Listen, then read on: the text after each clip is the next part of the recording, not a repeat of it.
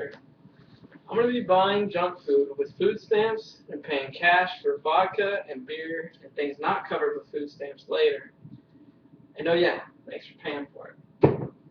No, that's absurd, but it happens. Some people on welfare take advantage of the system in place and smoke and drink and party all of the time while not accepting any responsibilities of being an adult. Today I'm going to try to convince you as to why welfare should be reformed. Uh, Points being that most people with jobs are most often drug tested, so why shouldn't people on welfare? Family situations should be monitored more closely, and job application processes while on welfare should be investigated more thoroughly. So let's start with that, the job application process while on welfare. As it stands, while on welfare in some states, you have to apply for a job on a consistent basis to receive your welfare benefits.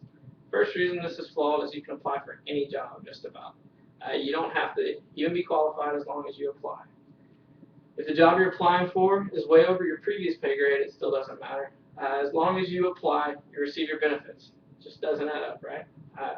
The problem is that this is usually overlooked by caseworkers for one reason or another. Caseworkers should be held more accountable and be made to put the welfare recipient in the best possible situation to obtain a job. Caseworker should not have a personal relationship with their recipient. Their sole purpose should be to match them up with the right type of jobs while regulating when and how much welfare the recipient should receive. With this in mind, the caseworker should examine the recipient's background and any previous work history to a much greater extent than they currently do. Using this information, they would be able to make sure the recipient is applying for realistic jobs. If the recipient is not following the guidelines, they then would not receive their benefits.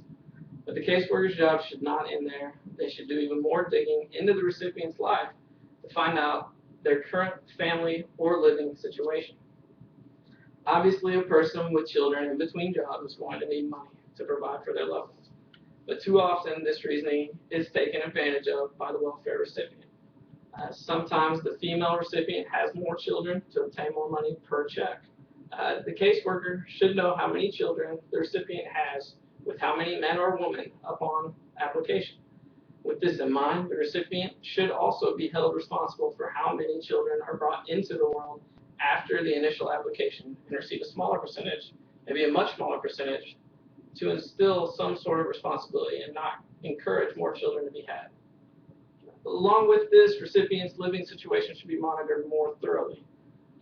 Being single, you require more benefits to carry the load of providing for yourself on your own.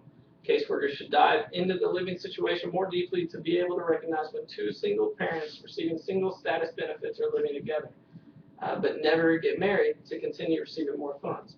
By 2010,